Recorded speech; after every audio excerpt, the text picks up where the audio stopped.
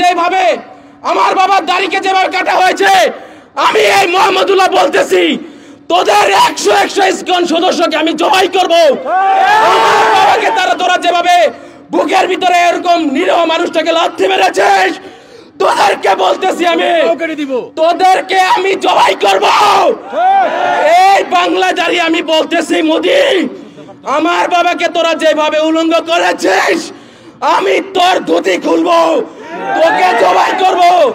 আমি মোহাম্মদুল্লাহ বলতেছি, আমার বাবাকে তোরা যেভাবে ভারত পাচার করার তারা করেছিস, তোদেরকে ভারতের ওই শিকড় থেকে পায়ে বেরি বেঁধে গাজওয়াতুল হিন্দের সৈনিক হিসেবে যে তোদেরকে নিয়ে আসবো ইনশাআল্লাহ।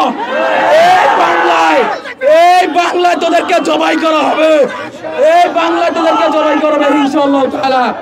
আমার বাবাকে ওরা গত 21 তারিখে আমার বাবা সকালে আজগার আদায় করার পর 7টার দিকে হাঁটতে বের হয়েছিল।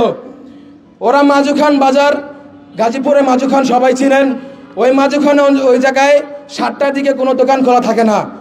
ওরা 5 মিনিটের ভিতরে একটা অ্যাম্বুলেন্স ভাড়া করে আমার বাবাকে সরাসরি চাপ মেরে গাড়ি থেকে নেমে বাবার মুখে রুমাল ধরা হয়। তারপরে বাবা যেন রুমাল থেকে মুখ সরাতে না পারে সেজন্য বাবার পিছে বাবার ব্রেন টিউমারের সিরিয়াস অপারেশন হয়েছে। ডাক্তার বলছে এখানে যেন আঙ্গুলের ইশারাও না লাগে। ওরা ওইখানে এরকম ভাবে জোরে জোরে 3টা থাবর মারছে আমার বাবাকে। আমার বাবাকে থাবর মারার পর আমার বাবা আর সইতে পারে নাই। উনি 9-17টা রোগে অসুস্থ মানুষ, ওনার বয়স 60 বছর। আপনারা বুঝতে পারতেছেন কিরকম মানুষ উনি। ওরা আমার বাবাকে বস্তার মতো করে গাড়িতে উঠাইছে। তারপরে ওরা আমার বাবা যেহেতু অচেতনের রুমাল চাপাতে হয়েছে, আমার বাবাকে ওরা লাত্তি ঘুষি উষ্ঠা ঝাঁস আসছে সব দেওয়া শুরু করছে ওই অ্যাম্বুলেন্সের ভিতরে। আমার বাবা কিছুক্ষণের ভিতরে অচেতন হয়ে গেছে, আর ওনার সেন্স নেই। গত 1.5 ঘন্টা পর যখন আমার বাবার সেন্স আসে, তখন আমার বাবা দেখেন ওনার চোখে কালো পট্টি বাঁধা, উনি এক চোখ শুধু এভাবে সরাইছিলেন। সরানোর দায়ে ওরা আবার আমার বাবাকে অ্যাটাক করছে। ওরা আমার বাবার পেটে মোট 27টা লাথি মারছে, এমন লাথি মারছে যেগুলো মানুষ সহ্য করতে পারে না। আমার বাবার ব্রেন টিউমার অপারেশন হয়েছে, ওইখানে ওরা 25টার মতো থাবর মারছে। আমার বাবাকে যেন ওরা নির্যাতন করতে পারে এরকম মনোভাব সৃষ্টি করার জন্য মদ গাঁজা জুয়া যা করা লাগে ওরা তা খেয়েছে। ওরা আমার বাবাকে এরকম করে মদের বোতল দিয়ে আমার বাবাকে পিটাইছে। তারপরে আমরা যখন এই মুফতি আতাউর রহমান বিক্রমপুরী হুজুরের সম্মানে শরণাপন্ন হই, আমরা যখন লাইভে যাই, বাংলাদেশ যখন উত্তাল হয়ে যায়, ওদের টনক নড়ে যায়। ওরা আমার বাবাকে তেতুলিয়া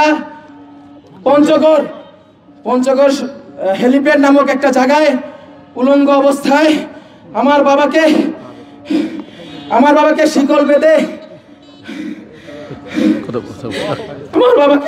বেঁধে একজন মুসলিম আলেম আমার বাবাকে শিকল বেঁধে ওরা বলাৎকার করে। আপনাদের কাছে জানতে চাই, আপনারা দাওয়াতি জনতাকে এটা সহ্য করতে পারেন না? আমার বাবাকে যেন আমার বাবা এরকম ভাবে মজলুম হয়েছে, এটা তারা আপনারা শিক্ষা নেন। এরকম ভাবে অন্য কোন ওলামায়ে কেরাম আমার বাবা যেন এরকম না হয়, আমি ওনার ছোট ছেলে হিসেবে বলতে চাই। এই সরকারের কাছে এই দাবি নিয়ে করতেছি, অবিলম্বে ইসকনকে এই বাংলাদেশ থেকে হটা।